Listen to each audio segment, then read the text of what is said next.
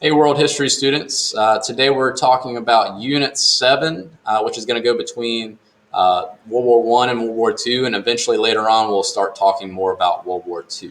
You can see the dates there. Today we're talking specifically about the Great Depression and the rise of fascism that takes its place, and we're going to see how one is going to cause the other.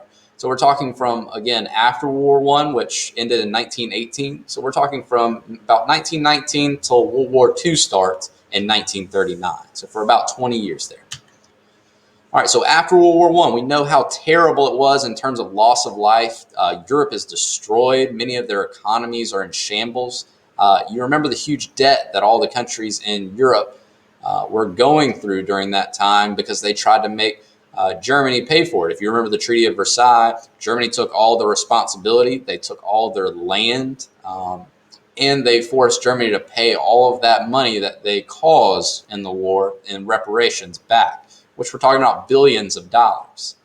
Um, and these problems existed throughout Europe, though. The economies were in shambles and people didn't know what to do, and it was tough to rebuild. Um, in Germany, though, they had a very tough time. Somebody had the bright idea that in order to pay off all this debt back to the Allied powers, that they just print more and more money. And if you know anything about economics, you can't just print more money. At the end of the day, if you print more money, that money then becomes worthless. Uh, and that's illustrated if you take a look at the difference in the price of bread between 1918 at the end of the war to just 5 years later in 1923. It goes from 1 mark, which is the equivalent of our dollar bill. So it's 1 mark for a loaf of bread in 1918. And then once they start printing all that money by 1923, it costs 200 billion marks. You need 200 billion pieces of paper like our dollar bill to buy 1 loaf of bread. So you can see how worthless that money became. Even more so, this is exemplified if you take a look here. People even burned the money in Germany, the marks, for warmth because it was worth more as a fire source than it was to buy goods. So obviously things are going pretty terrible in Germany, and this is made even worse by the fact that Europeans, especially Britain and France, and the Treaty of Versailles made Kaiser Wilhelm stepped down and instituted the Weimar Republic, which is a very weak republic because they didn't want somebody to take control like a Kaiser Wilhelm again and cause another world war. So they made Germany's government afterwards weak on purpose in order to prevent a future war like that. So only really Japan and the United States came out of World War One in pretty good shape. Remember, these guys didn't do a lot of the fighting until the very end of the war. They didn't have the heavy loss and casualties or the high debt that was associated. So those two countries really kind of made out and were doing really well after World War One. To take a look, here's some of the land that Germany had to take or to give up after the Treaty of Versailles, which was this very important land for many reasons, including that it had natural resources there that Germany needed for its economy. So in a lot of ways, Germany was very upset about this and really blamed Great Britain, the United States, France, and all those guys that wrote the Treaty of Versailles for all their problems that they were going through during this time period. And we're going to see that's going to cause the Weimar Republic to fail, and it's going to allow for some guy named Hitler to take over. All right, so in the 1920s, again, the U.S. was actually doing very well. The only problem was that they were doing so well that the government didn't feel a need to put any restrictions on banks or businesses or how people spent their money. What ended up happening is you have a lot of people buying on credit. And then when people actually came to actually get their money back, there was no money to be had. This manifests itself in the stock market. Right? So if you know anything about the stock market, it's basically businesses being bought and sold. You can buy pieces of a business and they use that money to go out and make more money. Or you can sell your share for whatever it's worth on the open market. And you can make a lot of money this way. Also, if you know anything about banks, banks don't just take your money and hold on to it until you're ready to come back. They actually use that money that you give them, and they invest in things like the stock market.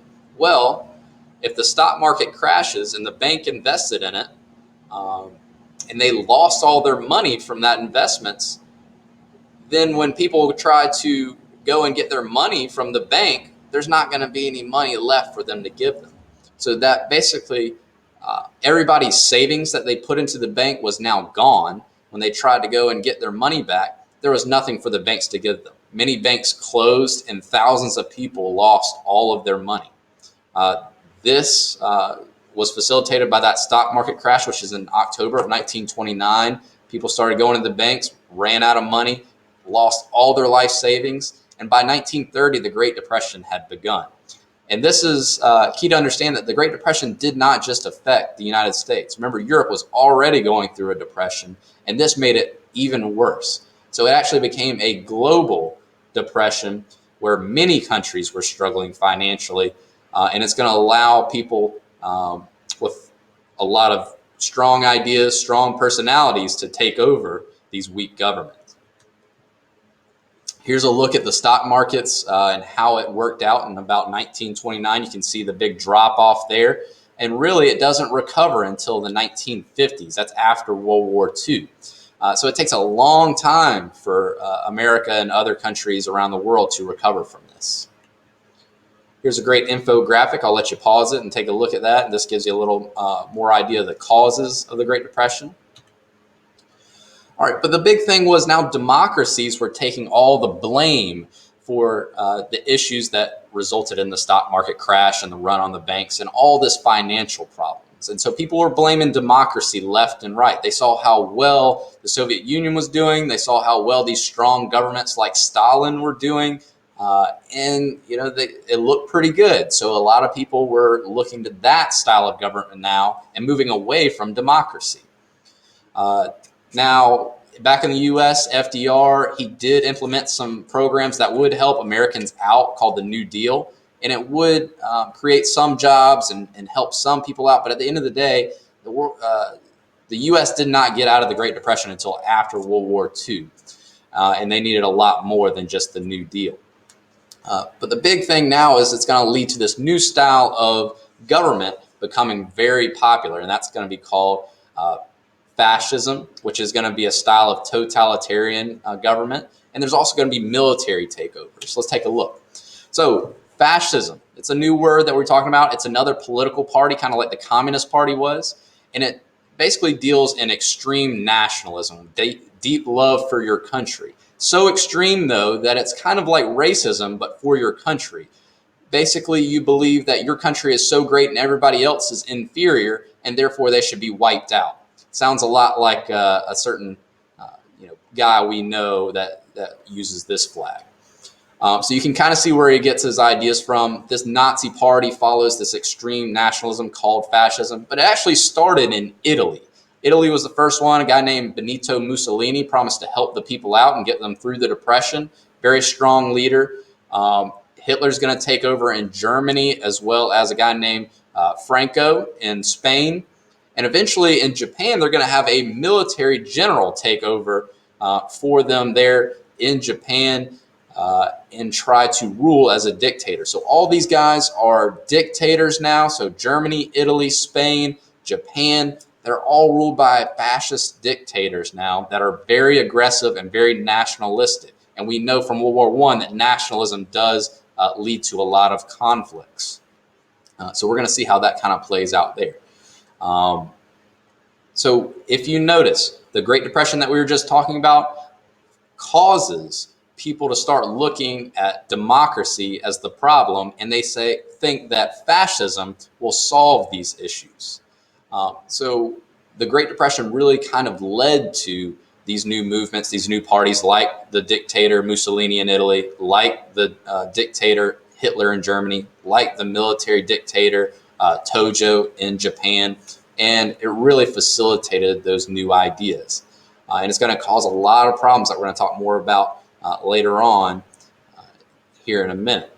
These are our guys that we're looking at. Obviously, you can tell they're very stern looking. They want to project a sense of power, and we're going to kind of see what that's all about here soon.